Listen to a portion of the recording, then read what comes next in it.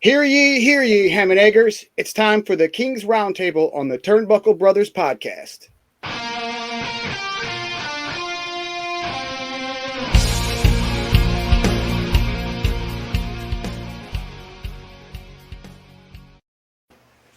Well, hello, everyone, and welcome to the second edition of the King's Roundtable from the Turnbuckle Bros podcast. I am your host, the man of the hour, the man with the power, too sweet to be sour, 250 pounds of blue-eyed soul, captivating a nation with this podcast.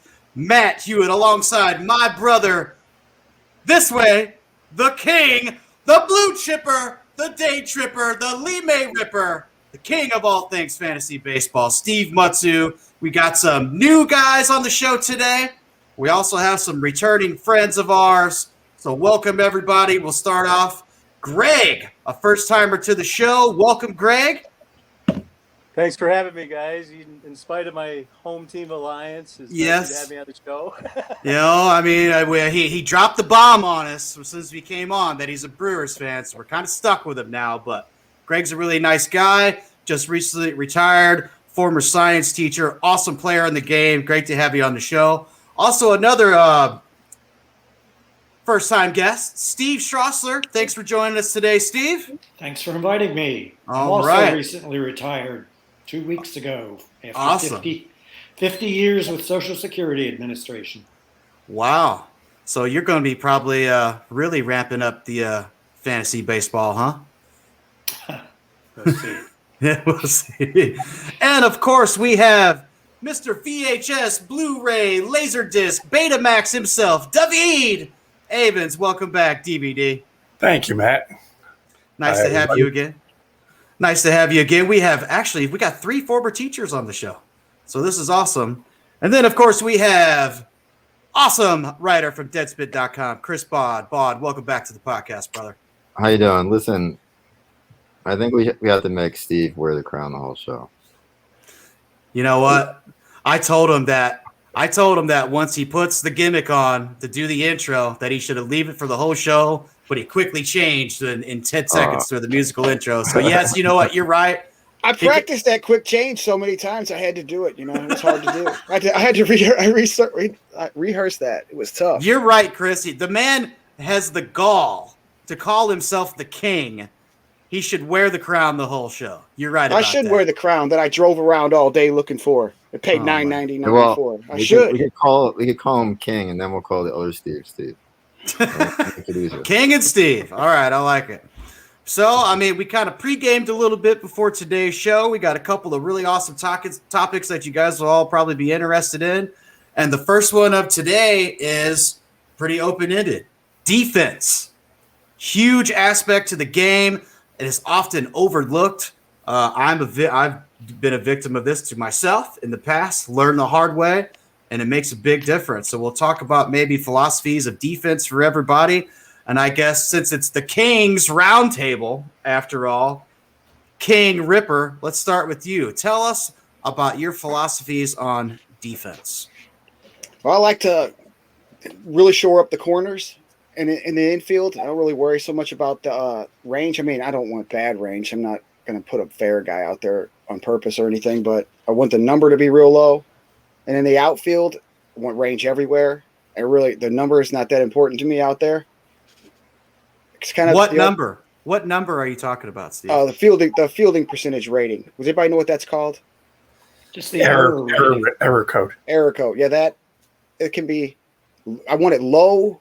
Second base, shortstop, third base, I guess a little bit, maybe center field. But the other ones, I don't really care about that number so much. Greg, philosophies on defense. What you got, man?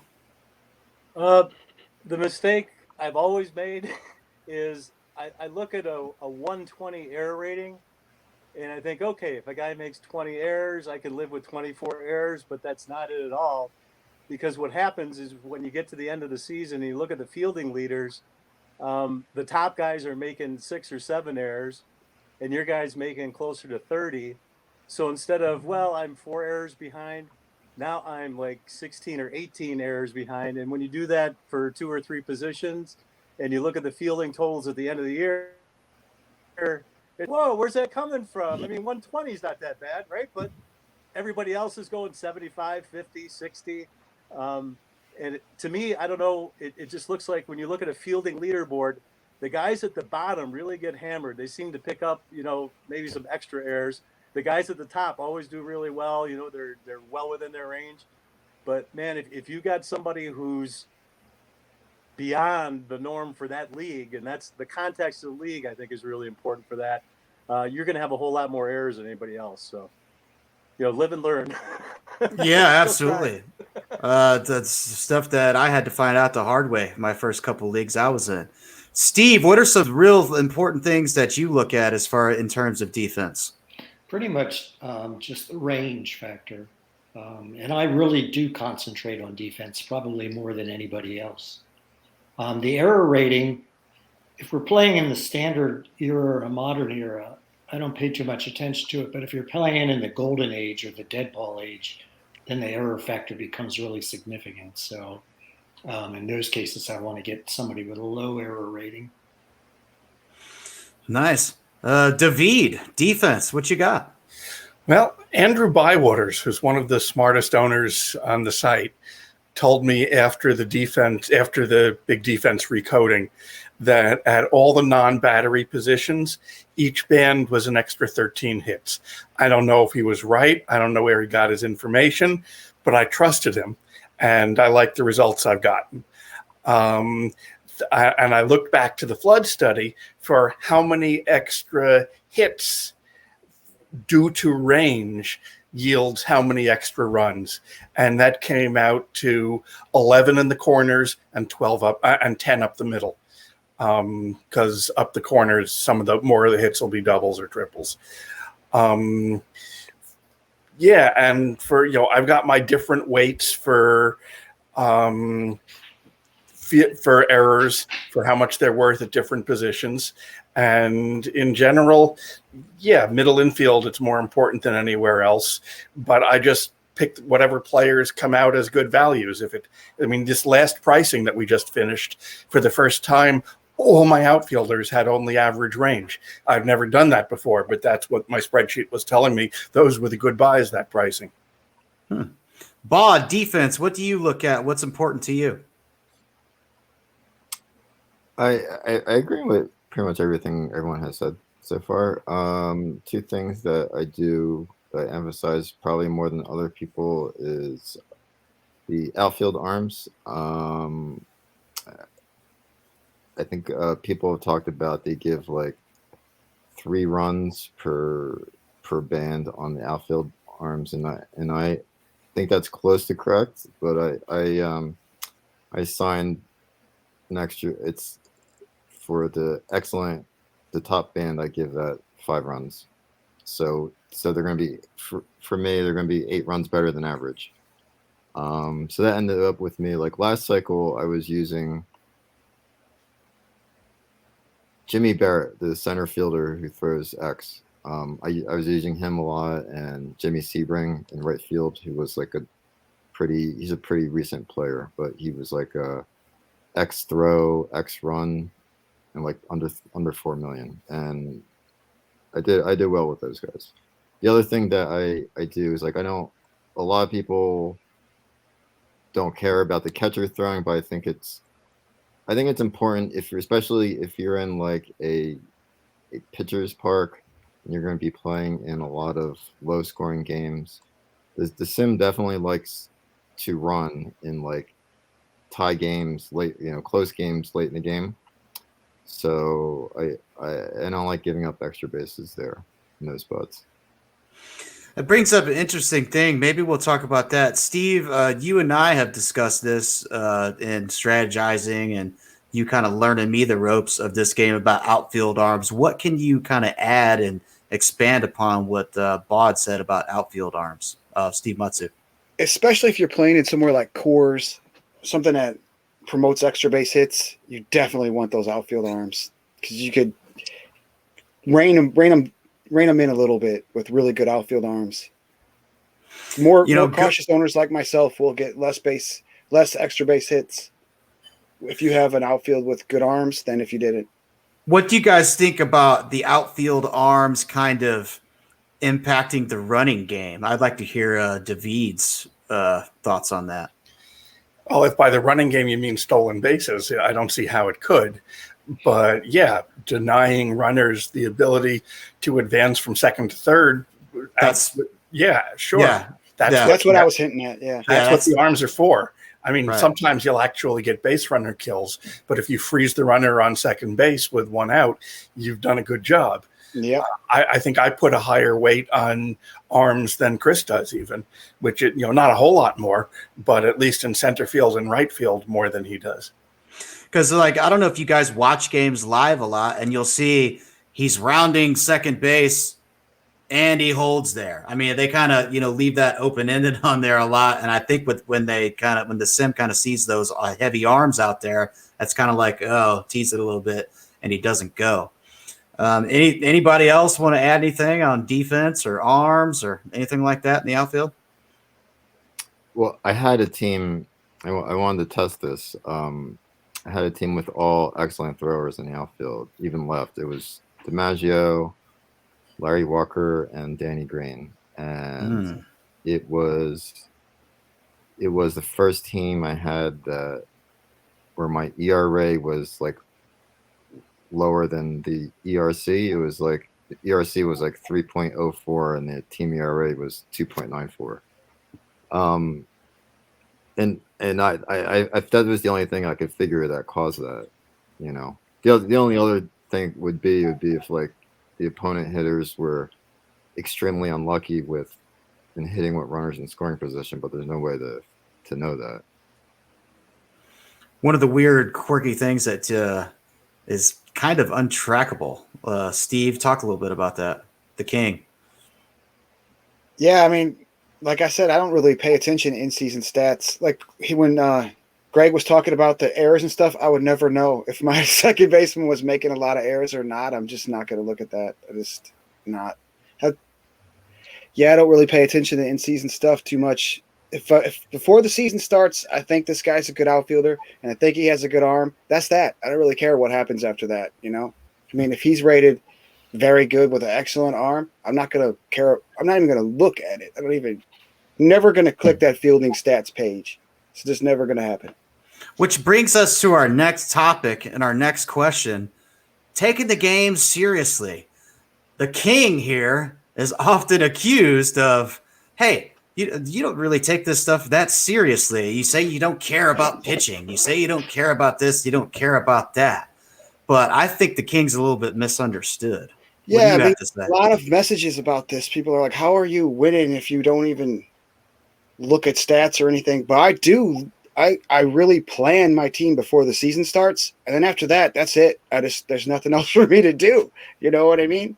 I know what I'm going to do, and then I do it. I don't really change my mind or anything like that. I mean, so like I know before the season starts, I'm going to have no pitchers, and slowly but surely I'm going to get them. You know what I mean? It's just the same thing every time. Yeah. That's why, because I don't really play a lot of different type of team. I play this team. Like I play the Lime Rippers. I know what I'm doing. So what looks like I'm being lackadaisical is just I've been there and done that already. You know what I mean? You've been playing the game for a little while. Yeah, I don't need to do that. I don't need to spreadsheet or any of that stuff anymore. I'm kind of a game plan kind of guy too. I mean, maybe we can throw that one around. Greg, like, do you have like it's kind of hard to say, I have this game plan I execute every league every time because of course there's different leagues, there's different strategies, different stuff to do. Greg, do you have like a base that you go off of, for each team that you play, or talk a little bit about that? Actually, no, because I've been playing a long time, and we were talking earlier, and I started back like in 1991, and wow. So the first teams I did, the research consisted of looking at Total Baseball Encyclopedia and a book called The Ball Players, and that was it. That's all I had. And I went through and I was meticulous, and I looked at all the linear weights numbers, and I put together, and it's funny, I can still remember my first draft in 1991. I'm not going to do it, but I could rattle off the name of every guy I drafted. And back in those days, if your number came up first, you got everybody you wanted, and then they went to the Yep. next guy. So I really lucked out. So my first team was everybody I wanted. So I paid a lot of attention to value and defense and all that for a long time. And then I kind of got to the point where I wanted to try something different. And so what I did is I tried to play those different types of teams in the Classic League, and they were getting killed because you got to play you got to have defense, you got to have value, and if you don't have those things in a standard Classic League, you're not going to be very competitive. So if we get to the topic of the microbrew league and why it became a league in the first place, that's kind of how it got there. Is I wanted to try something different and kind of get the league members to try something different too. Well, look, go ahead. Let's talk about it right now. Tell us about the microbrew league, Greg. I think I've done 7 of them, and going back to 91, I used to get a newsletter on Saturday in the mail, and I would be, waiting by the mailbox to see if my team got mentioned and all the write-ups and things like that. And I kind of missed that, so I decided that I'd go ahead and do a league that had a weekly newsletter. So that's one of the things that I do. And I wanted like an active message board. I mean, a lot of standard leagues, you get who did you get in the draft and who'd you lose? You get a few, this guy got injured and who are you going to update with? And that's it for a lot of the standard leagues. So I incorporated some features besides the weekly newsletter. Were you able to queue up any of those images I sent you? And I can, if you want to put one up, I can give an example and have people look at it. Sure. Let's do. Which one I do you want remember me to those little share? write-ups in the newsletter. I remember when I got back in the early 90s, I had Jerry Arrigio closing, if that's how you say his name, because I didn't have pictures back then either. And I remember in the newsletter, somebody wrote, Jerry Arrigio goes Ariba and gets 5 saves this week. I just remember that line from back in the 1990s. If you put up the last one I sent you. I don't know which one that is. Okay. There were a couple that came first, and then there was one more afterwards. Here, I'm just going to share one. Here's this one. Go ahead. What in the world is that? All right. This is what we call, in the microbrew league, this is a sweep GIF, okay? And what that means is if you win all 3 games that day, you come back you check it in the evening, and you'll see your sweep GIF posted. So this team's name, all the teams are named after, they're themed after a particular microbrewery in a specific location. So last year's league was Florida Microbrews, and we called it the Jimmy Buffett League. And so this guy's team was called TBC, and the slogan was the big catch. So I found a GIF with fishing GIFs. And then what I would do is I'd sync Casey and the Sunshine Band, Shake, Shake, Shake. So at the end of the day, no matter where you are in the standings, you get to gloat for 24 hours because you get your sweep GIF posted that you won 3 games in a row. Nice. That's awesome, man. Shake, shake, shake. Shake and bake.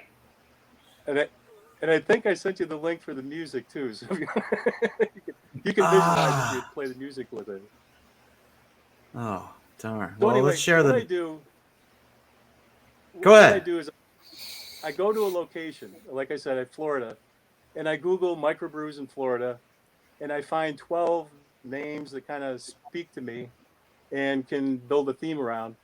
And then I put together player packs of 6, a captain and 6 and a 6-pack. All right, what you're looking at now, this is called a fan page.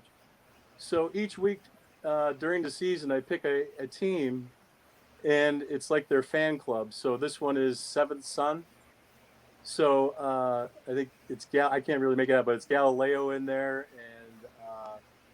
and Aztec, and the cast of Seventh Son, the movie, and Hawaiian Tropic Girls, and Sunny and Cher. So this is like your fan club of celebrities or famous people, living or dead, who are kind of rooting for your team as you go. I don't know about you, but I'm staring at these Hawaiian Tropic girls right now. Oh, baby. Yeah.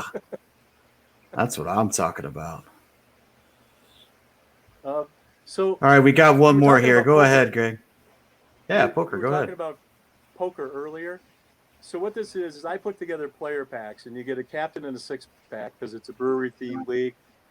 And then what you do is you get 7 or 8 players, and then you select the ones you want. So you basically throw 2 cards back, and you build your team that way.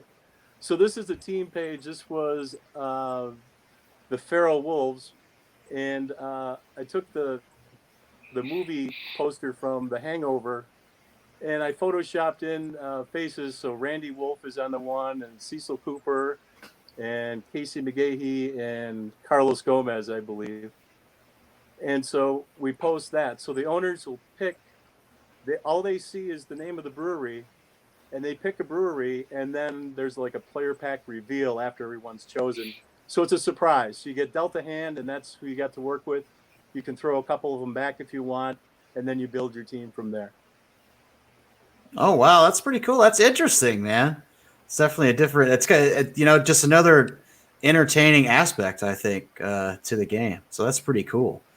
Speaking of So leagues and such, okay, Greg, you got one more thing to add? Go ahead, man. yeah, the only thing I was going to say is I think the 2 things that I do that help it a lot with the competitiveness are I limit the player pool to a franchise or 2, and I go with plate appearances, 150 for position players, 50 innings for relievers, and 15 games started for starting pitchers. And when you have that kind of environment, then you get some different guys who get a chance to shine that maybe normally wouldn't. You have to play some fair guys in the outfield, and some different kinds of things happen. So as the season goes on, different narratives take place, and we play a lot of live games as well, so it adds to it. So like I said, it's just you got to kind of immerse yourself in it a little bit, but it's a lot of fun, and everybody seems to have a good time with it. Let's kick it to Steve Strausler on that topic. Strategies, nose to the grindstone. How do you kind of approach that, Steve? Not at all, actually. For the last year, I've been running these World Series Winners Leagues. I've run about 50 of them now, where I just take eight World Series champion teams and put them in a league and then invite people to play. And because your roster is limited exactly to the players who were on that team, you get virtually no choice in who you want on your team. And I've kind of been enjoying that because I find, with thousands of players in the catalog, it gets very difficult to continually choose different people. I mean, when I'm playing in leagues where I can choose from the whole catalog, I have this bad tendency to use the same people again over and over because I think they overperform their price. But with these World Series Winners Leagues, you get the 28 guys that might have been on that team for the year, and you have to play them. And it's been kind of interesting because the 2 things that determine who does well in the leagues are the usage of the PTL, because you basically have to give everybody on the team the same number of at-bats as they had during the actual season. And then the other thing is, so if you've got somebody bad on your team, if you've got a bad pitcher, like the 2006 Cardinals had about 3 bad pitchers in their starting rotation. Hey, now. You got to use them. You're stuck with them. You have to use them. He's totally right, by the way. And one of the things I think we determined from that was that the worst team to ever win a World Series was the 2006 Cardinals. Oh, man. There have been a couple other bad teams that have won, but they seem to. It's a hard one to swallow, but it's kind of also a hard one to argue. Yeah, one good pitcher, Carpenter. They didn't even have a second good pitcher. How would you compare him to the '87 Twins? Another sore subject for us. The '87. Yeah, true. Yeah, the 87 Twins were pretty bad. Obviously, they were eliminated very quickly in the sequence of leagues as we went along. Who's been winning? What's the good teams? Well, they're the teams you would expect, the 27 Yankees, the 39 Yankees. The 55 Dodgers have actually done quite well. They've made it into the final 16 teams, which kind of surprised me. 76 Reds. 76 Reds are still alive, yeah. They're playing in a really tough league right now with both the 27 and 39 Yankees. So they're going to have their work cut out for them to continue. But the other thing that I find... 98 Yanks? Yeah.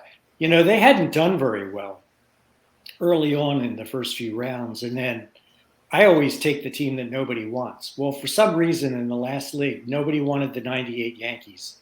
And I just waltzed to the World Series title in that league, won 100 games. And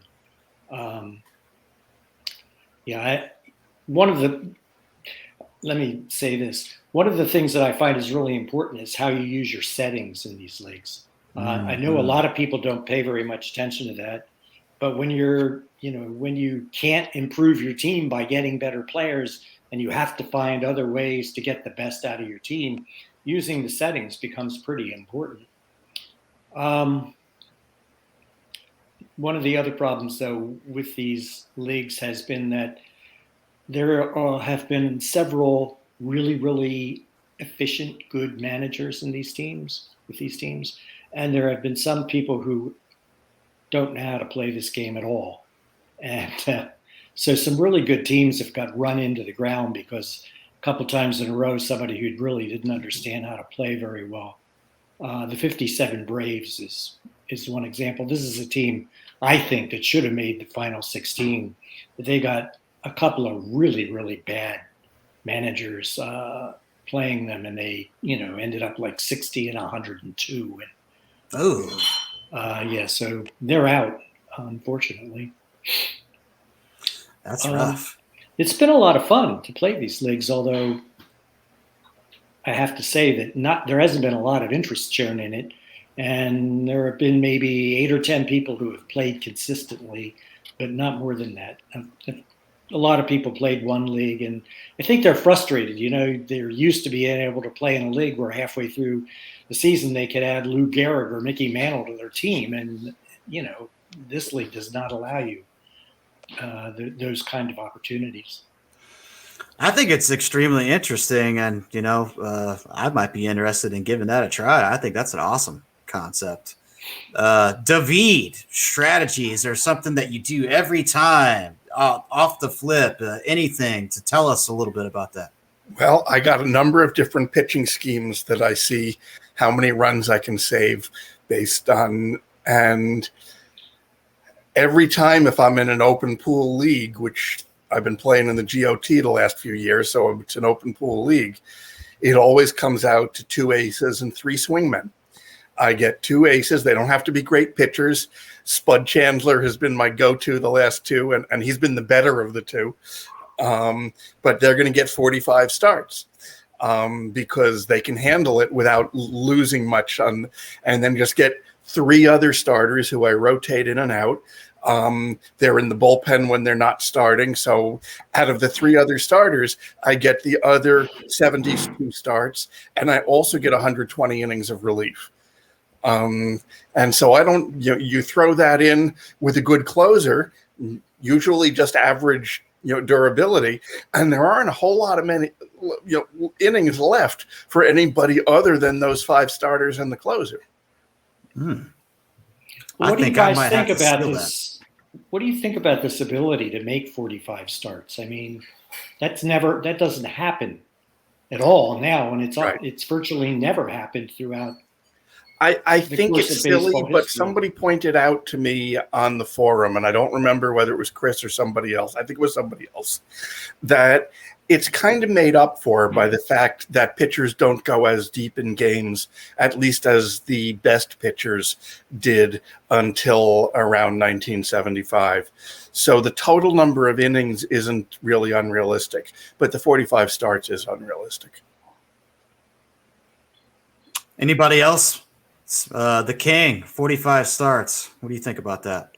I'm not buying no pitchers if it makes 45 starts. Well, we're talking about the difference between classic and standard here. Yeah, I'm just messing Yeah. with you. I mean, what do you end up with, like 300 innings when you do 45 starts? More like 320 usually. I mean, Nolan Ryan, them Absolutely. guys, they were getting 320 innings, weren't they? Something like that. Yeah, they were. I mean, so it seems about right. Yeah, I Well, just sort of prefer to give a guy maybe 36 or 38 starts and set his do not relieve to never, and then he gets to 320 innings that way. It just seems What- more realistic.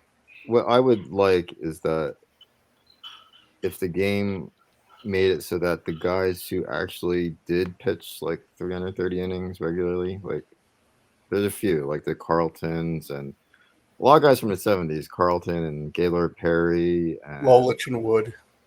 Yeah. Wood, Nolan Ryan, right? If Probably it was Tom so that- Seaver.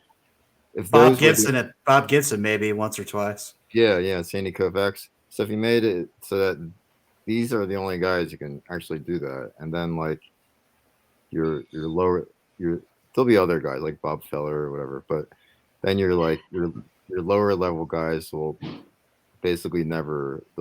If you pitch them 45 games, they're gonna pitch like 280, at most. So I think it would just.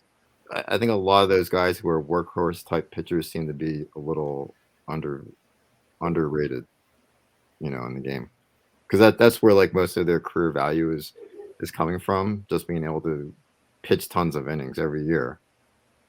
And in this game where there are plenty of other guys who can just do that, they're not as valuable. Relative to their time, I mean, somebody like Jack Morris was probably just as good at pitching a lot of innings. Oh yeah, no, I know. Yeah, Roger Clemens. I know.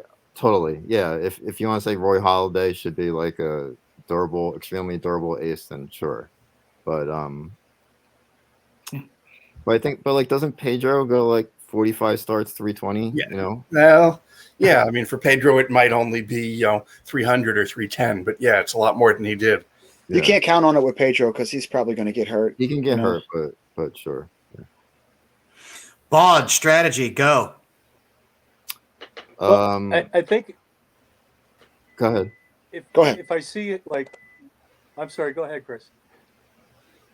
No, go All ahead, right. Greg. Go on, man.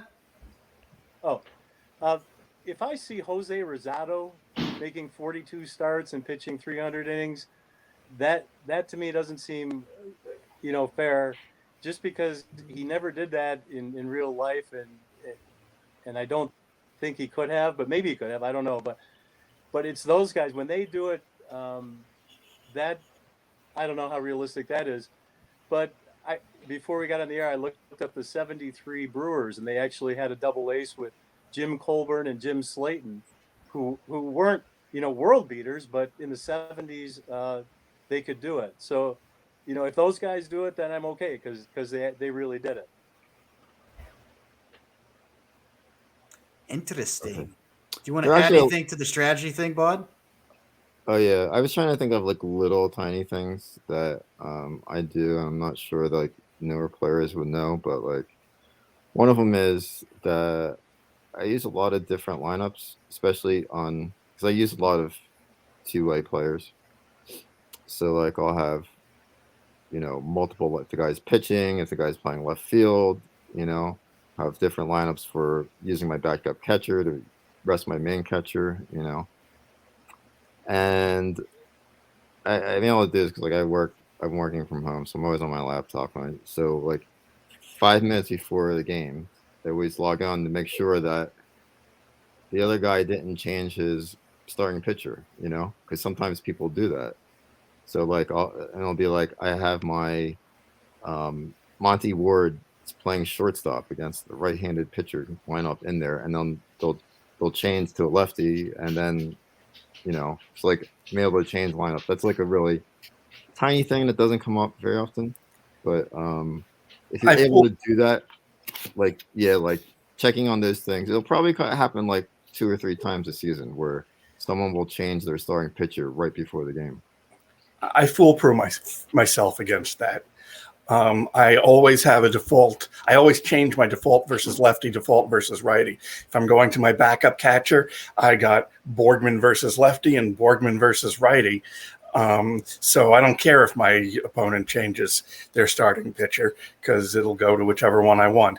Now, if I wanted to get even more fancy and change my lineup based on whether the pitcher had big splits or not, then I would need to check before the game starts. But I've never gotten quite that into it. Well, the way I generally always, I'm only playing my backup catcher against a certain. It's either against lefties or righties. Like if I have like Mickey Cochran, like my right backup catcher is going to be right-handed, so he's only starting against lefties. So that would be, I don't know. If I guess if I was using like a $2 million catcher and then Borgman is my backup, it wouldn't matter as much, right? It also depends on whether your catcher has significant splits. I mean, even some of the more expensive ones don't. Yeah. I've been looking at this, but do you actually find many cases where the pitcher has reverse splits and you should be starting the other, like going against the platoon? Like, I haven't checked, but I'm pretty sure that yes, there are in any given league, there are probably like, 3 starting pitchers and you're going to face each one of them more than once where you would want a special lineup, but I haven't done it. Okay, because I was looking at I was talking to Tyler about this, about Johan Santana, and he was talking about whether or not you should just set your lineup to have lefties against him because he's a reverse splits pitcher. And I was looking at it, and it was mostly just within the context of my team and a couple other teams, but it doesn't seem like there's many cases where you should actually do that. No, not too many. But if you've got a platoon situation where one guy is much better against one side and the other guy is only a little better against the other side, then yeah, you might want to. Maybe, yeah, it could be. And like the one guy is better defense, right? I could see that. Right. One caution about split stuff, about supposedly reverse splits. Every pitcher's real coded splits is generally bigger than their SimStat splits, because in the SimStats, a left-handed pitcher is only going to face the better left-handed batters, not only, but mostly. So of course those left-handed batters are going to hit them more. So if I see somebody with, by my reckoning, like, only a half a run difference if they faced all lefties or all righties, but it's reversed split, I don't believe there's a reverse split. This is all good stuff so far, you guys. I think this Greg, is a good time. Hold on. I got one thing to say to Greg. It's now 8-2 Cardinals over Brewers. Just want to let you know that. 8-2. They managed to score a couple. Can I bring up one thing? Since a lot of us actually have been doing this for a long time, one thing I miss about the old, like on the Bill James Classic Baseball, it used to be, we had like an AOL message board. Remember AOL? And people would talk about their teams all the time, and just like, because as Greg pointed out, like we had to research on our own, like everything. We didn't know anything. They didn't give us anything, They're just, here's a catalog of players and here's the price. So it was really about like people posted all the time, but just sharing information, We figured out a lot of stuff too. I mean, yeah, we figured out a lot of it. It was fun, and it'd be like, it seems like this guy's a good defensive player, and I use this guy as a reliever instead of a starter, and he was much better, and stuff like that. I would like, we have so much more information now, but I wish more people would post stuff and just like stories about their teams and just like review their seasons and stuff. Yeah, well, that's what we're here for. Yeah, I really loved to play the game back in the 90s when they didn't put out any information about the players, because I had been doing what is now come to be known as sabermetric studies for about 20 years before I got into the winter game. And I started playing, and I'd look and I'd say, Sherry McGee, $70,000. That's ridiculous. He should be way more than that. And I was doing really well back then. And then John Cox came in with his DL fans, yeah. Yeah.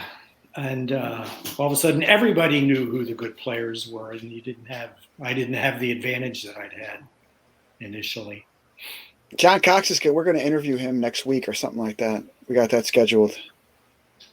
That was a big deal when he made DL fans. Oh yeah, definitely. I started writing a bunch of articles for that, so I wrote articles for DL fans, so I didn't have to pay the subscription fee. I just write an article, and he wouldn't charge me. So I just kept doing it. I just wrote all kinds of shit. Yeah, Dane. Some of it was even right. Yeah, Dane, give us the free crickets or free credits. Dane. Little special sound bit for Dane. So that brings us to a good spot here. You said the name again. Again, I'm trying to pay the bills here. Let's hear a word from a new sponsor for Turnbuckle Bros. Good stuff so far, guys. Let's hear for a new sponsor of the show. Let us hear for the first time from Centipeder. Centipeder. It's for your wiener. Is your penis a dead beater? Is your wiener just meager? Do you fail to complete her? Does she feel like you cheat her? Then make her life sweeter by growing your Peter up to 12 centimeters with extra great Centipeder. Centipeder. It's for your wiener. And Wow. that is our first spot from our new sponsor, Centipeder, which will be available in stores everywhere sometime in the very near future. And It does more than just grows your wiener. It grows hair as well. I mean, Steve just popped one during the commercial, and look at his head of hair already. This guy hasn't had hair on his head in 20 years. And just one of the amazing effects of Centipeder. More information about that as time goes along here on Turnbuckle Bros. That's Centipeder. That's a little bit inappropriate. Isn't it? What do you mean? Centipeder. Some guys, some guys weren't, blessed in the nether regions like some of us were. And hey, that's what Centipeder's here for. We are here to help our fellow brethren of the fantasy baseball world who might be lacking a little bit, and we're happy to have Centipeder on as a sponsor. Does anybody remember Newt Baby? Anybody? No. A little. Do anybody remember Newt from a long time ago? A player and kind of vaguely. Yeah, I made a little cartoon like that about Newt one time called Newt Baby. It was a great post. I might bump it later today. He was a little fat. I put Newt's face on a baby, and I made him shake his fat belly and stuff. And he had a chicken leg in his hands going like this, You guys never saw that, but it's called A Perfect 10. And then in parentheses, it says not safe for work. So you think you click it, you're going to see a naked girl like in the old days, but you see this little fat guy going like that. You guys don't remember that? I had to bump that. What a fascinating story that was. That was a great post, man. I'm gonna have to put that thing back up. Well, speaking of the game, I hear that two of you guys on here are in a tight pennant race right now. The two Steves, there's some smack talking going on right now. So Steve Strausler and the King, tell us about what's going on in your guys' league right now. What's going on is his team's going to pumpkin and I'm going to win. That's what's going on. He tries to hide it by not clicking that show player usage thing, but that doesn't work. I still know. I look. I check. I saw that Rafael Furcal already pumpkined. I see what's going on. I am going to catch him. Yeah, I think I'm going to win that league for four times in a row. 4-time world champion in a row. But I got to catch him first, and it's going to happen. What do you got to say about that, Steve?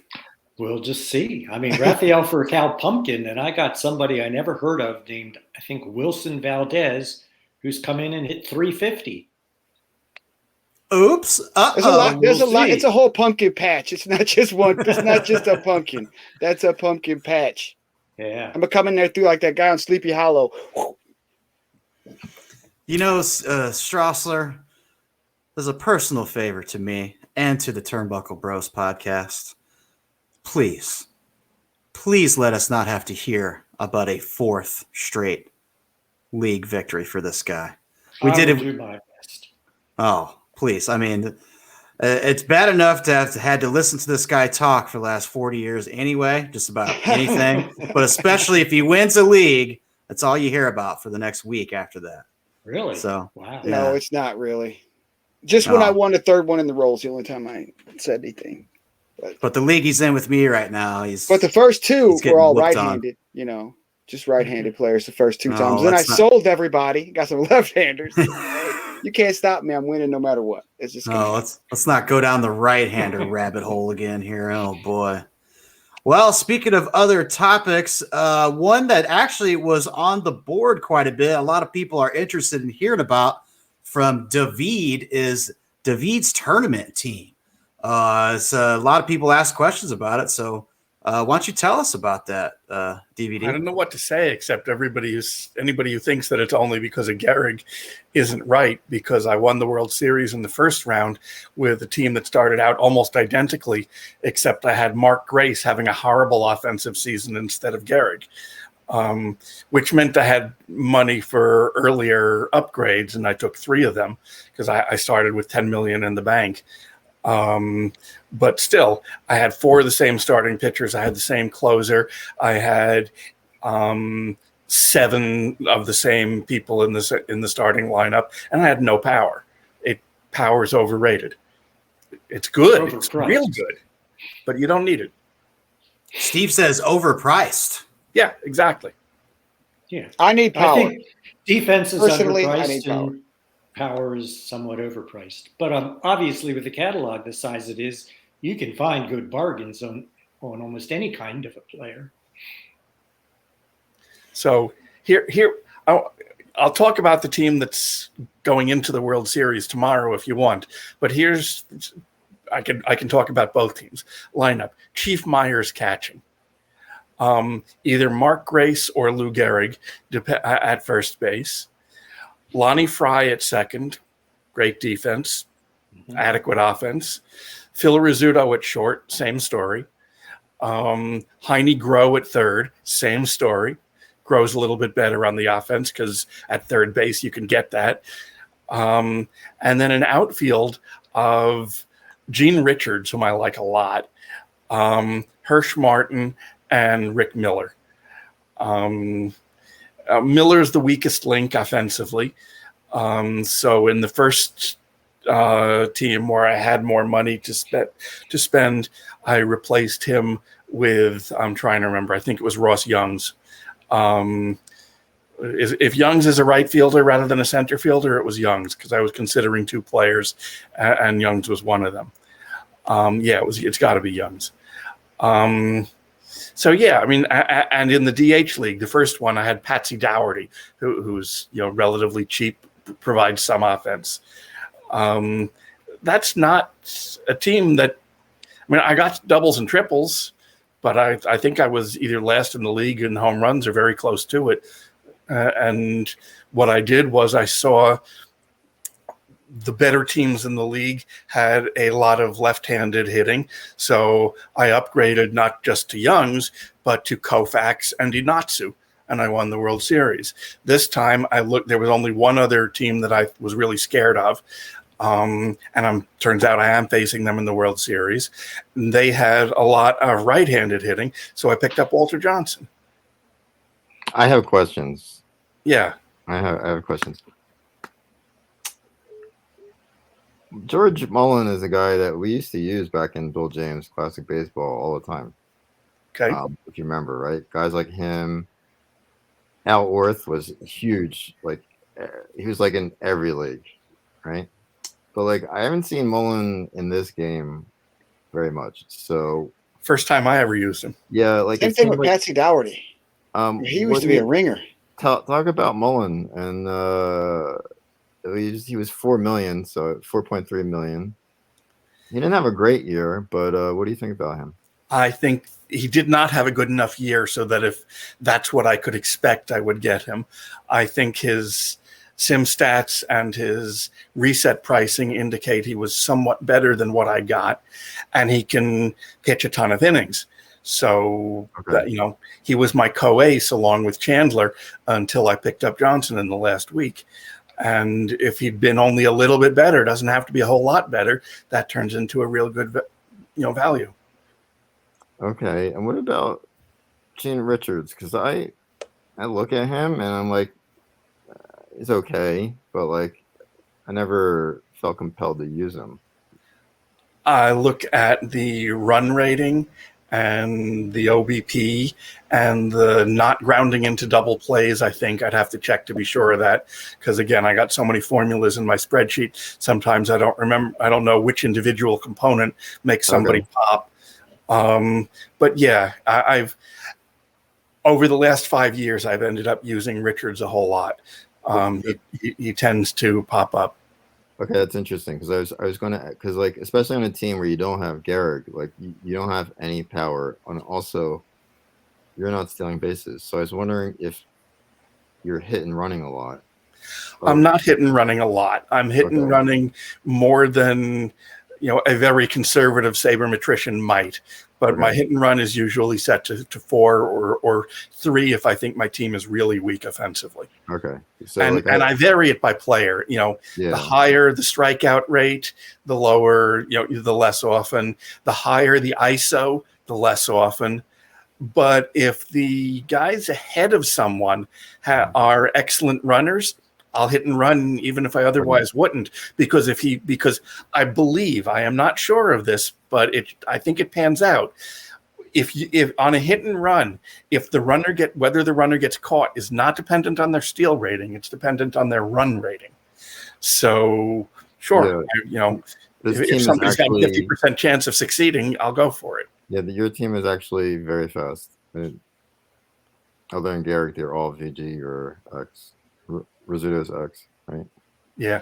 But yeah, I that's interesting to talk about Richards' double play rate, because I look at that all the time.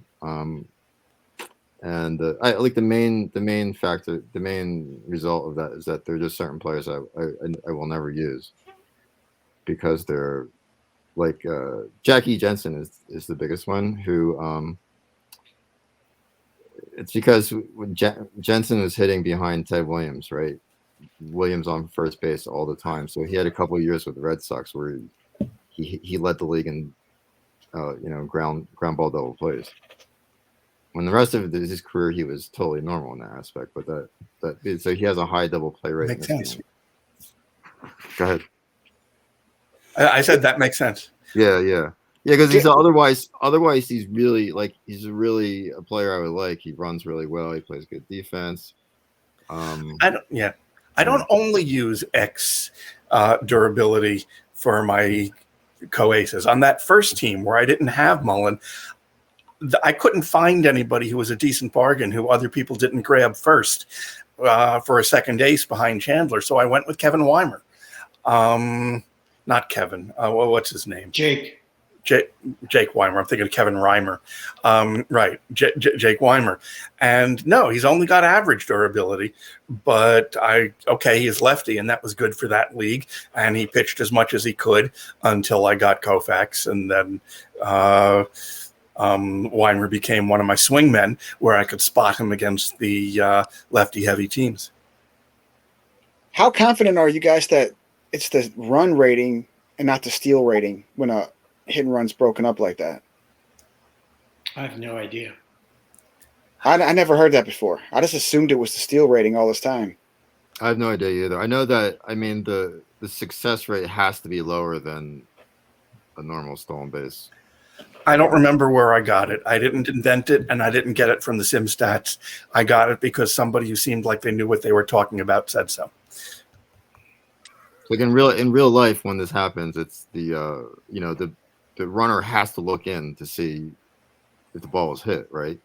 So they're not going to have as high a success rate as they would if it's just a straight steal. Right. But it isn't exactly the same skills as a straight steal. It's related. So I don't know that I'd want to give it only to the run rating if you were trying to make things as realistic as possible. But I wouldn't give it only to the steal rating either. Baud, I think you had a topic offline before the show that you wanted to bring up today. I don't remember off the top of my head what it was. What was it? And let's go with it. I don't remember either. Who do we like in the postseason? Ah, yes. Who do we like in the postseason? Greg, postseason this year. Who do you like? What do you think? Oh, of course. Of course. What The else can Brew I Crew. say? Yeah, true. They've got some dominant pitching. That's what matters in the playoffs. True. Well, I mean, I almost don't want to talk about it because I've read that superstitions. Another thing that comes up. Here's one from me, and this kind of ties into this topic here. I'm not trying to, derail this specific topic because I do want to hear what you guys think about playoffs this year. But I have refrained from sharing or mentioning anything in regards to the St. Louis Cardinals at all this whole year. Sometimes it's like, oh, they won today. Here, let me share this. Or, oh, yeah, Cardinals with a great win today. Wainwright pitches another gem. He's been phenomenal in the last, month or two of this season, at his age of, 41 or 40 years old or whatnot. I haven't said a word. I haven't said a thing. And then after the 10 in a row, Cardinals have won it's going to be 11 after today, Greg, currently 8-2 in their game, but I don't want to say anything. I was like 10 in a row. Yes. Here, I was like, oh, let me share the Cardinals post. No, I haven't been doing this. I don't want to do this. I don't want to break the mojo. So the little superstition that goes in with that, I want to say I like the Cardinals' chances because of this run that they're on at the perfect time in the season, getting that second wild card spot. They're on a hot streak, about to win their 11th straight game in a row. And I kind of feel like in any sport and with any team who gets hot at that perfect time in the season, may not be the best team, the best record or whatever, but the hottest team usually goes on and does it. And a lot of times it's a wild card team. So I'm going with the Cards. King, what do you say? I'm going with the Dodgers. Too much that team's just a dominant team, top to bottom. Everywhere they're good, and it's deep too. Almost doesn't even matter who gets hurt or, Deep. A deep team, Deep pockets. superstars. Yeah. Steve But I mean- Strausler. Houston. Houston. Nice. Why Houston? I think they have. I think they've got the best starting 8, and they've got Verlander and Greinke and good pitching depth, good bullpen. I think they're going to be very tough to beat in the playoffs. But the Dodgers in the National League are going to be terrific also. Yeah. Super tough. Yeah. DVD. As long as it's not the Yankees, I don't care. Well, that's a perfect segue into No, David. right. Who do I want or who do I think? Who do you think?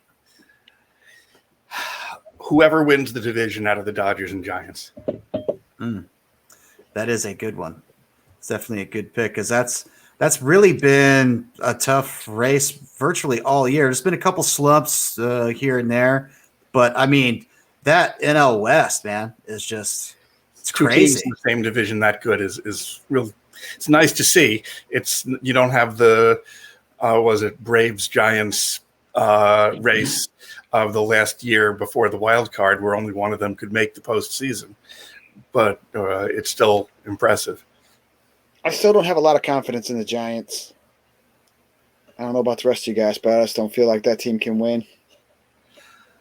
I think they're doing something smarter than everybody else is in matching up which batters they want to face, which pitchers. Yeah, Kepler's good about that. And I don't think the Dodgers are quite as good as you're saying because Bellinger is obviously playing hurt and useless, and Bauer Is that what's wrong with him? He's hurt. Well, that's the story that somebody posted. Never He really just went on the shoulder injured injury. list today too. He did what? He went on the injured list today, 10 days. Okay. But I mean, God, he's hitting 155 or something. Yeah. They're hardly going to miss him. Yeah, Him and Yelich both don't look too well. What's up with Yelich? Why is he underperforming? Greg? I'm sorry, Steve. My iPad's having some trouble with the audio right now. I might have to check out. So thank you so much for having me, but I think I'm going to have to go now. Oh, okay. Good to see you, Greg. See ya. All right, that's no problem, Greg. We'll have you back on again, my man. All right. Okay. Let's give him a big thumbs up. It's all right. Thanks, guys. Yeah. All right. Greg's going to drop out. That's all right. We'll have him back on again. Great guy. Good to have him on the show.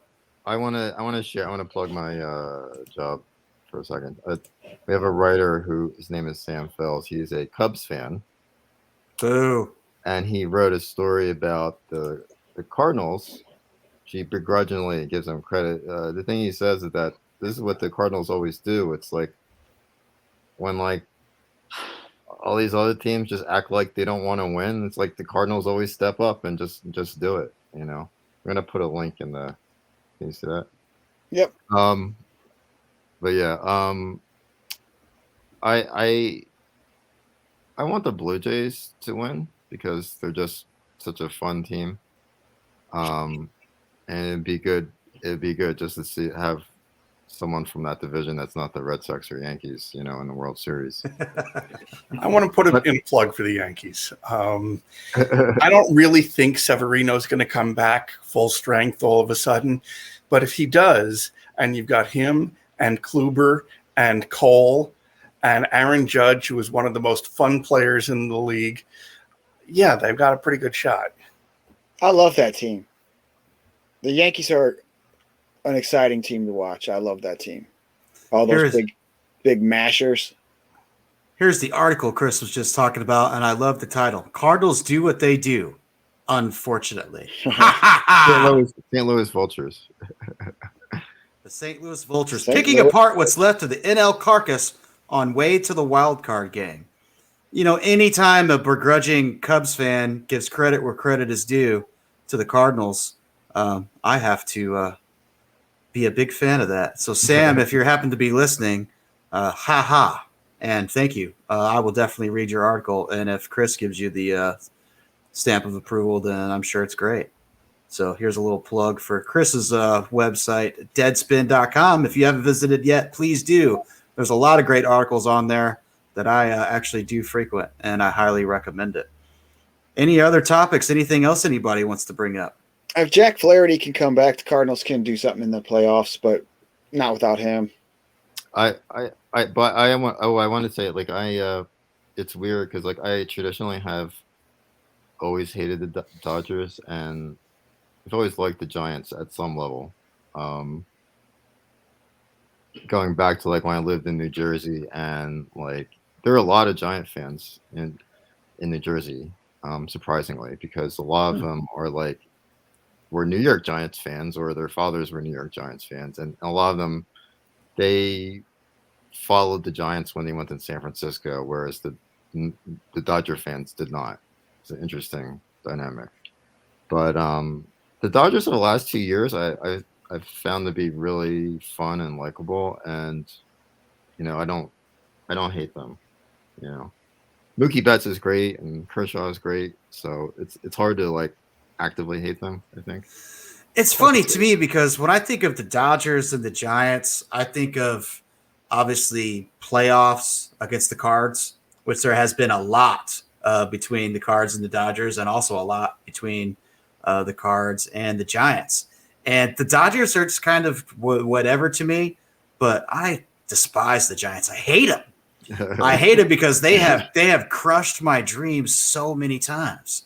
Especially in the NLCS, I could think of two just total heartbreakers off the top of my head right now. I'm saying maybe 2012 and maybe a year or two after that or before that.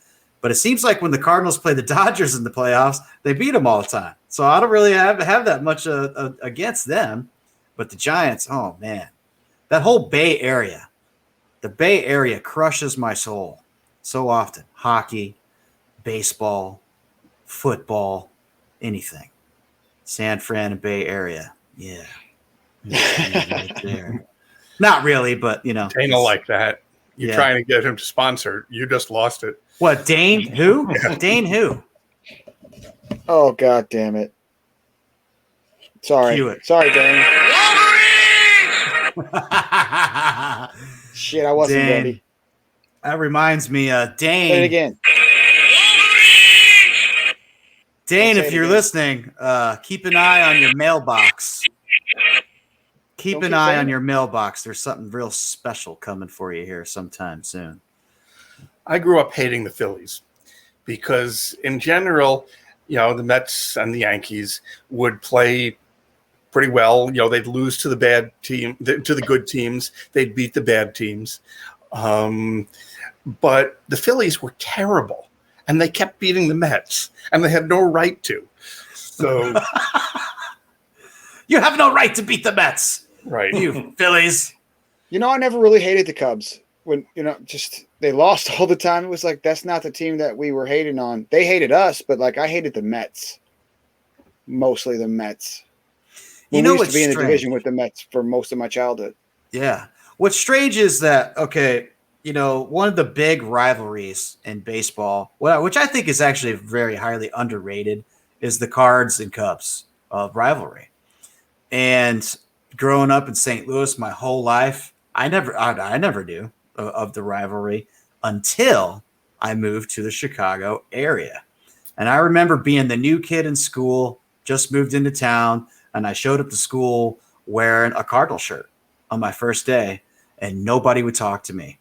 I think some kid was calling me derogatory names. Everybody's looking at me like, and I just didn't get it. I was like, man, what did I do? Like, I know I'm the new kid, but holy shit, man, like I'm screwed here. And it is one-sided. It's a one-sided rivalry. I couldn't figure out why for the longest time until one day I just kind of asked this one kid, because I was kind of like, man, everybody like was treating me like I, was contagious or something.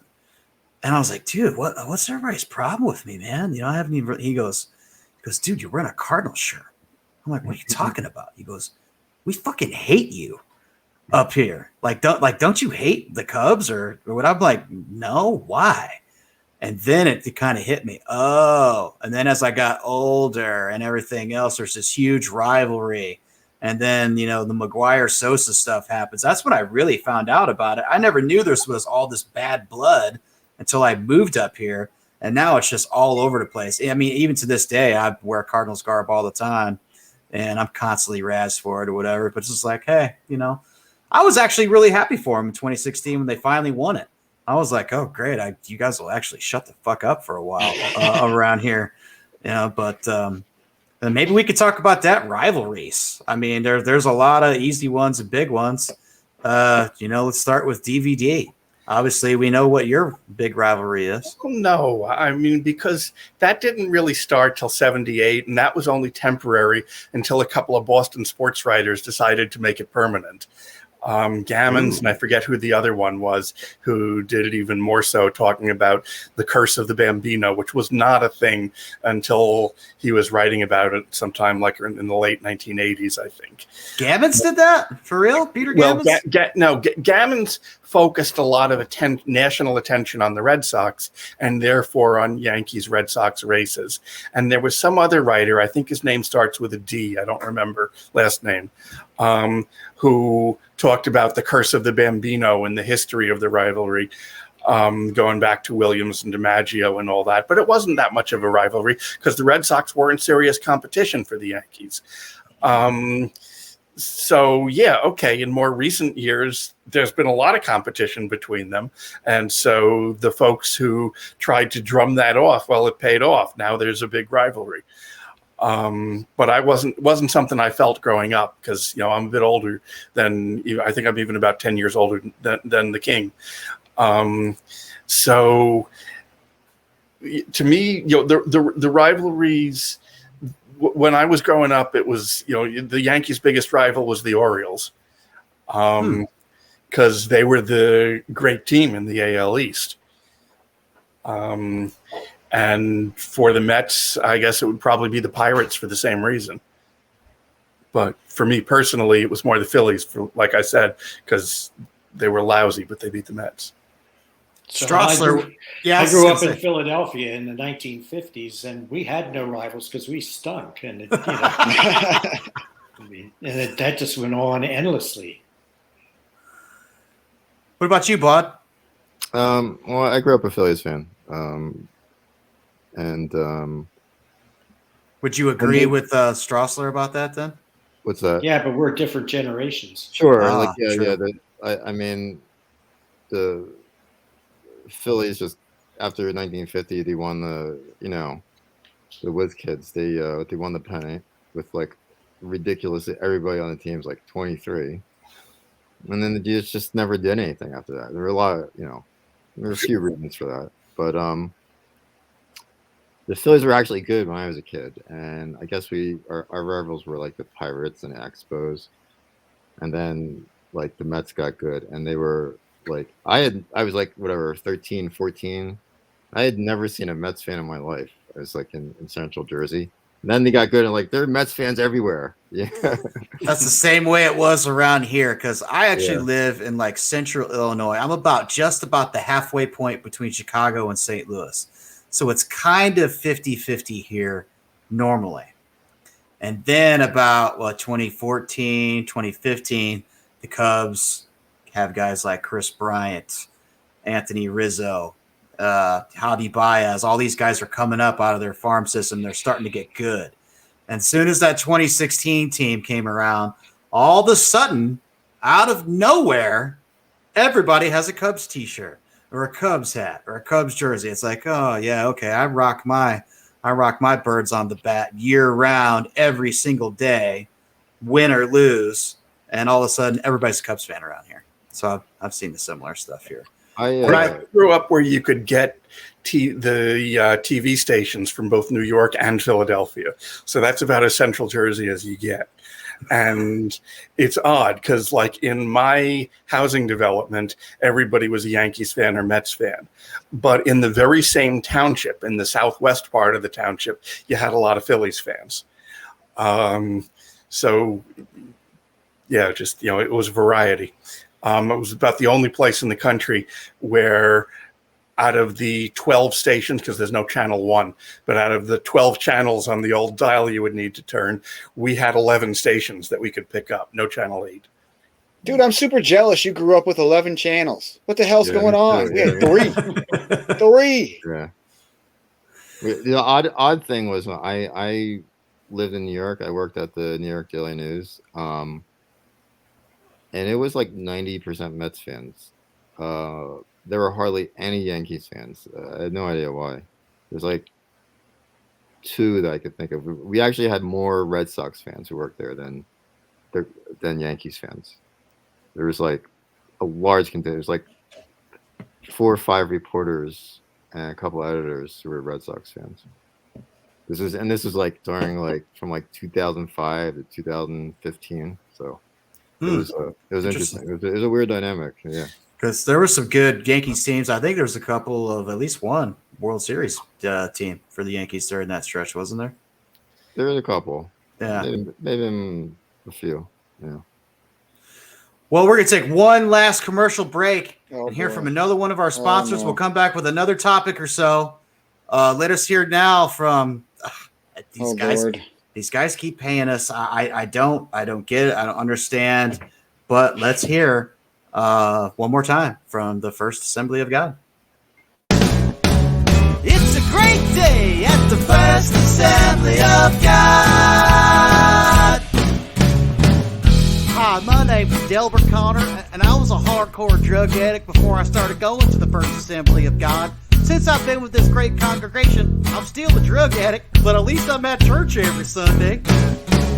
It's a great day at the First Assembly of God.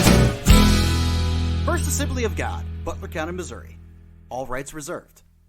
To Jesus Or to Obi-Wan I'm in Kenobi. complete disguise after that humiliation of that. I don't want to be seen after that commercial. Now nobody will know who I am. We're trying to build the podcast. Sweetheart, the people of Butler County, Missouri. Hey, you gotta cash your paychecks when you can, where you can get them. So. Oh my goodness! Thank you to the First Assembly of God. The guy. I mean, they have a great. Somebody doing great music for them. So I will have to look into that. See who that was. All right. Yeah, music was all right. But anyway, what do you guys want to end with? Steve, anything, Strausler. Last topic to throw out for the King's Roundtable, 2nd edition. Oh my gosh, put me on the spot. I don't know. What do you guys think of the single season game versus the classic? It seems like a lot of people are wedded to one or the other and don't go back and forth between the two. They both have things that are very good about them. I like classic better because managing IP and plate appearances is something I've done quite well the few times I've played in the Masters tournaments, but it really doesn't feel like managing a baseball team to me. Most of the things that you do to try to win in Classic have more to do with what an actual baseball team might do. That's probably true. Baud. I've gotten into playing single season, and I like it. It has to be like a limited player pool, that some kind of theme that interests me. Like one that I've done was the double decade franchise. So you pick a team and you get 20 years of their players. And I started with the 2039 Philadelphia A's, and then now we're on like the 60 to 679 Oakland A's. So that's been fun. There was Charles ran a league of just rookie no-hitters. You had to pick a rookie pitcher who threw a no-hitter, and you get his team and the team he threw it against. That was really interesting because you have like 2 teams roster, but I don't think I would ever want to play one of the regular single season games where it's like every player in a catalog. It would have to be like. I don't even know how you could do that. I mean, geez. Yeah, the more restricted the player pool is, the better I like it. Yeah, me too. Yeah, I would definitely get into like one of those progression leagues with you guys if there's an opening, But I like I feel like the people who don't play Classic and then they talk about the game, they're just slightly like kind of like it's like if you don't play Standard, like you're not aware of like trends and like kind of like current meta things, People are doing certain things, certain new players come in and it changes the dynamics of the game, So I like to be in touch with that. And like the prices change every few months, so it feels like it's like a totally different game, This is going to put myself out there, but Steve, have I played either of these so far? You've only played the SSG. You've never played a standard regular league. Yeah. I've only played SSG. It's kind of the same thing, but you don't have to manage playing time. That's the big difference between the two. That would make a big difference for me. And I think I mentioned this the last time, but I kind of realized recently that, I started as a total noob. I mean, obviously I've been hearing stuff from Steve for a long time. I'm a fan of the game and I love stats, and me and my son, I've always enjoyed looking up stats and talking about it and stuff like that. But I've only been playing the game, I think, about 2 years now. But I've only played against like higher level guys. I was always the noob who got smashed in the beginning. So I've like learned the hard. I feel like if I went to the other league right now, I might be awesome. I don't know, dude. I mean, One thing- it's different, but it's a lot different though. So at the same time, in single season, every player is priced fairly by some reasonable metric. In Classic, that's not true. You Yeah, that's really not got to true. see who the bargains are and who the duds are for their Which price. I don't understand why it's that way. I never understand why people want these salaries to flip around and stuff. I want the salary to be right. I don't know why we're not doing that. Like, why the hell isn't every player priced like they're supposed to be? And why are we doing this yo-yo thing all the time? I'm just not a fan of that yo-yo thing. Fun. Because like it in its own way it limits the catalog. Where like this cycle, you're not going to see Babe Ruth and you're not going to see Ty Cobb because they cost too much. But you get DiMaggio and I don't know Rogers Hornsby in every league, you know. And then next, you know, in 2 months from now, it'll be the reverse. It'll be Hornsby is too much and Babe Ruth is down to reasonable price, you know. Right. The total number of players I would have used would probably be a quarter of what I have used if the prices were always the same. Yeah, it's true for that might be true. But what if everybody was priced right? And then everybody what would do be you mean useful. by right? IS's version of right is probably close, but I might value run a little bit higher, and I might value even splits for lower. So I'm still going to have players that I like more, and I'm going to draft them over and over again. Yeah, even if they like with a quote unquote true value pricing, like players will find like things to exploit in a game where like they didn't anticipate. It'll probably be like relief pitchers or something, you know. So like certain types of relievers will be worth more than you'd think based on their career and based on their stats and stuff like that. So, you know, there's Travis Wood, who is like, he was an average pitcher, was like the most popular player, one of the most popular players in the game last cycle. And I don't actually know why. Well, he was a real big bargain based on his sim stats, and he was lefty. Yeah. And there was only one other plausible left-handed starting pitcher anywhere near as much of a bargain, unless you go into the big stars. Okay.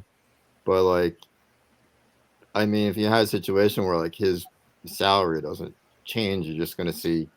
Yeah, that's a good point. You're just going to see Travis Wood is going to be a first round pick like forever. Yeah, what he's saying is he likes the churn of players, the keeping new guys coming in. You know, one 6 month period, you know, you got the left-handed starting pitcher is a good bargain, and the next time it's somebody else. I get that. That makes sense. That's what I like to do too. I could kind of consider myself more of I don't know if this is the right way to describe it, but I'm like a budget guy.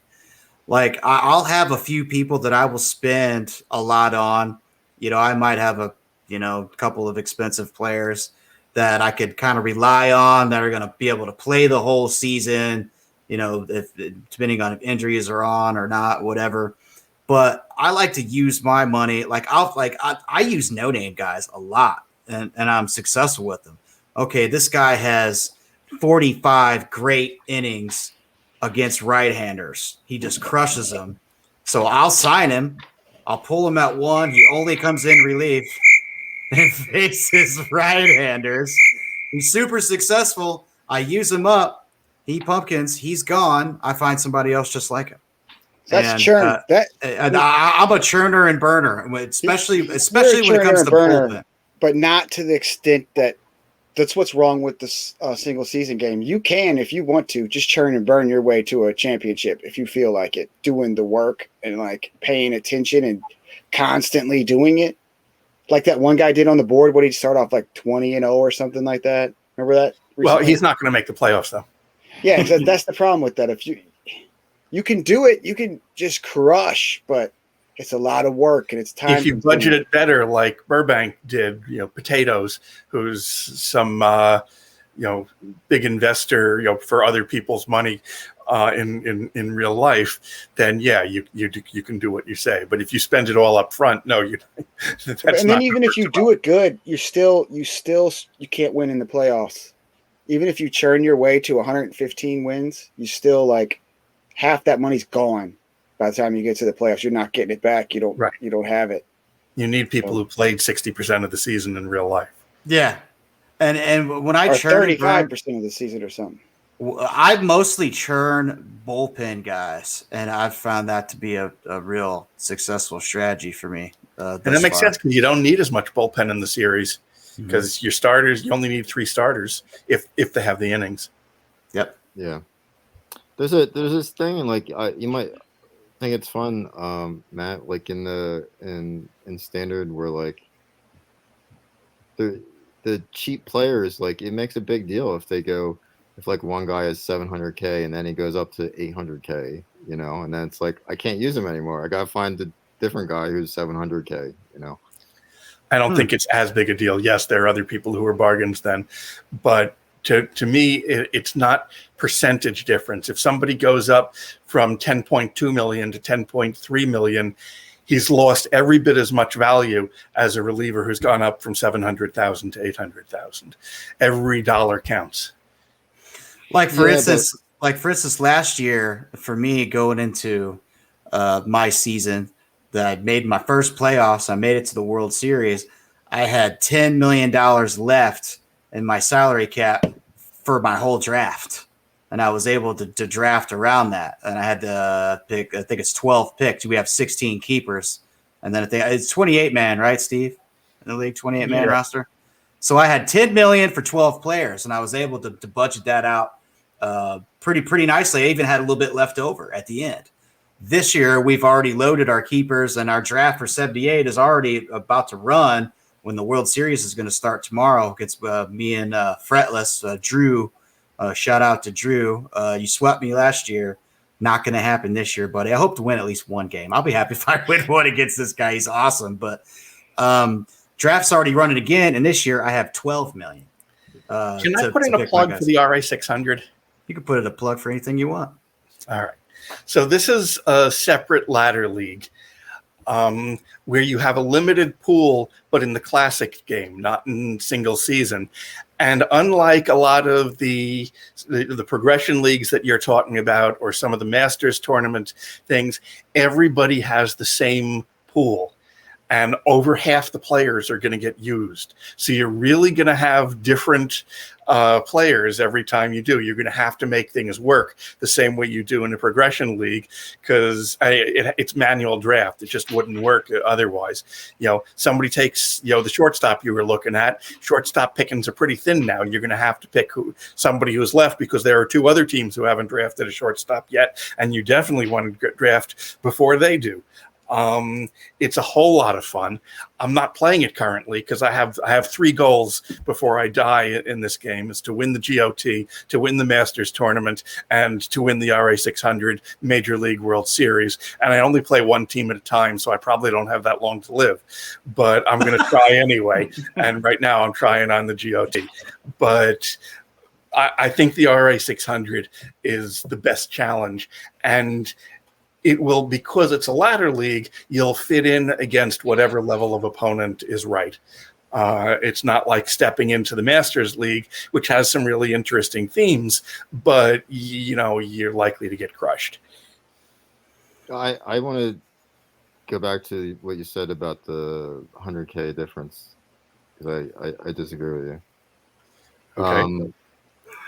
If you're using a 10.3 million starting pitcher, the reality is he's probably worth 12 million or 11 million or 11 because if he's actually only worth 10.3, you could find somebody better. You're right. You're probably going to lose. So if that guy goes up 100K, it doesn't matter. But with a bench player who's 700K, he's probably he's worth 800K. So that makes a big difference. Yeah. Right? Or maybe he's worth 1.1 million, but there are other players, right, who are also worth 1.1. So yes, it's more. you have more incentive to change if the $700,000 goes up. But if you don't change, it won't hurt you anymore. It's just that there are better alternatives. Right. Yeah. So I was thinking like Lou Clinton, right? Who everyone loved when he was 500K. His absurd value. And I was using him till up, like he was like 700 maybe. And I think now he's closer to 9. So now it becomes like he's fairly priced probably. And you could probably find somebody better, right? That's one of my superstitions, I guess. Like if I see a guy that went up in price a lot and I know it did, I'm like, fuck you, I'm not using you. You used to be 800K, now you're 12. Yeah. No, I don't care if you're worth it. No, not gonna happen. You guys ever do that? Like just don't buy a guy because he went up in price? I'm the kind of guy that like I will meticulously go through and look at who's out there.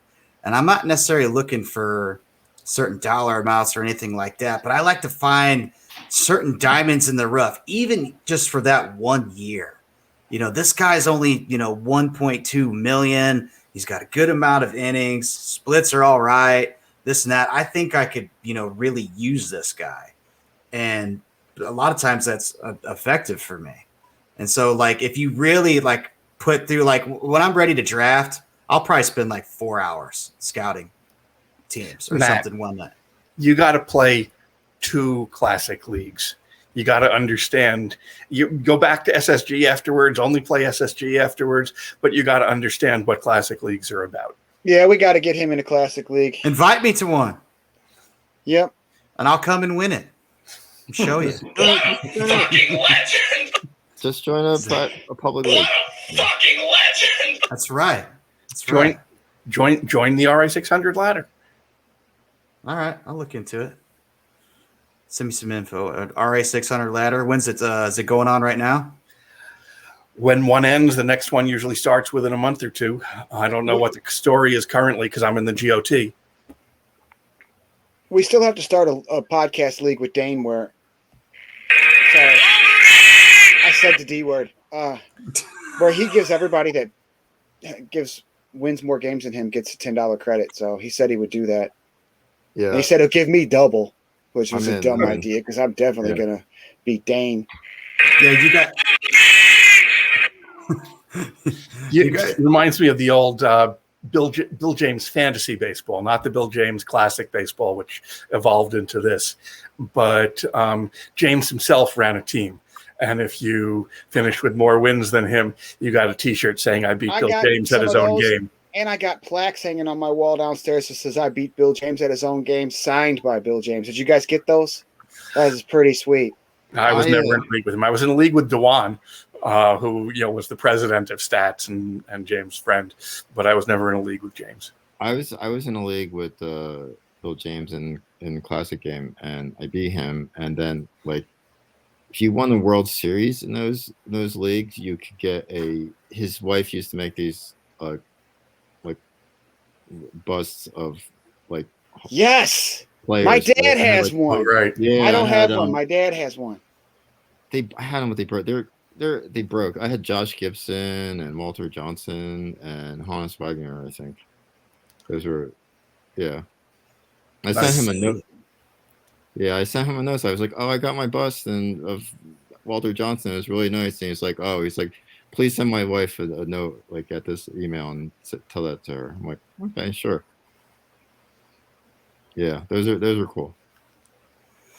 Should try to get Bill James on here. I mean, I know it's an impossibility, but this might be something he would want to talk about because he would probably remember all these old leagues. You know what I'm saying? Like he probably remembers. I get the impression that I feel like he has bad feelings about how the whole thing went on, because like it was like his game. Then like Stats doesn't exist anymore, and this I don't know. Yeah, he might have like bad feelings about it. I don't know.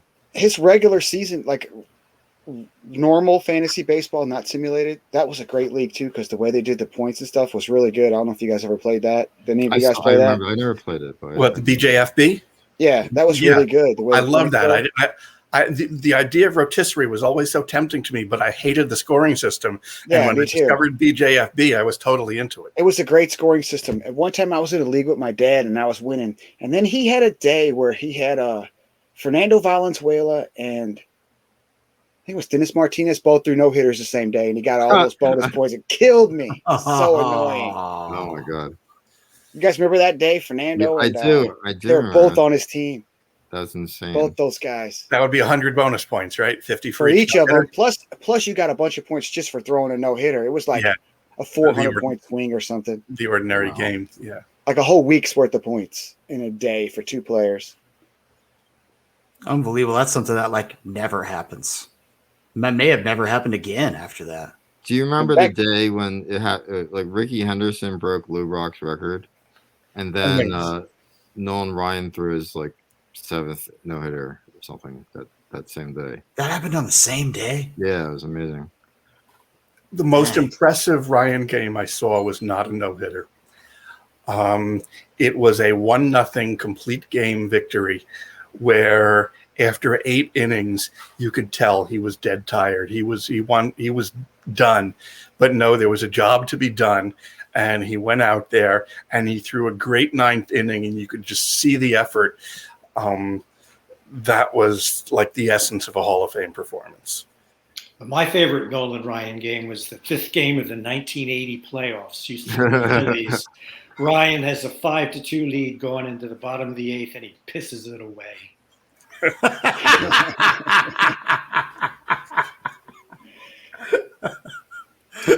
My favorite Nolan Ryan moment is when he put Robin Ventura in a headlock and beat the shit out of him.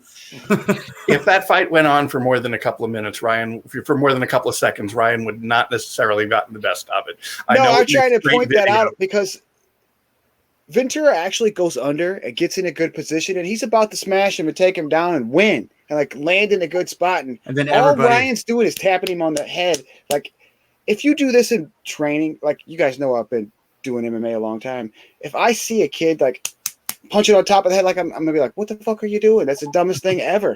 You can't hurt him. You're gonna hurt your hand. Stop it." Yeah, that Ryan fight, he was about to lose.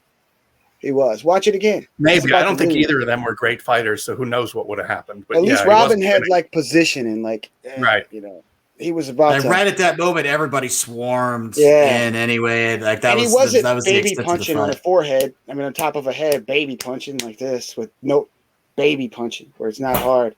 It's just a hilarious moment. I just like seeing the replay of that. Speaking of hilarious moments, we're gonna have one last mention. No from more our Centipede, newest please. sponsor, No more Centipede. No. One last time, Turnbuckle Bros. We'll come back. We'll wrap things up. Let's hear from Centipede one more time. Centipede. It's for your wiener. Is your penis a dead beater? Is your wiener just meager? Do you fail to complete her? Does she feel like you cheat her? Then make her life sweeter by growing your Peter up to 12 centimeters with extra great Centipede. Centipede. It's for your wiener. I can't say no. They pay the bills, Steve. I mean, what do you want me to do, man? I'm not here. They're a paid sponsor for the I'm show. not going to show my face anymore. We have to run the ads, man. I mean, what else do you want us to do? Well, I want to thank you guys. Thank Greg, who had to drop off early. Greg, know you probably watched a replay on this on YouTube. We'll have you back on, man. Thanks for coming on the show. Steve Strausler, thanks, man, for being a first-timer on the show. Of course, Betamax, Laserdisc, VHS, DVD, David, another awesome appearance from you. And, of course, our good buddy from Deadspin.com, Chris Baud, on the show. So thank you guys once again. Stick around after we go off. We'll wrap things up, say our goodbyes. And here has been yet another edition of the King's Roundtable on the Turnbuckle Bros podcast. So for Steve, Greg, DVD, Chris Baud, and the King, I will bid you Adios.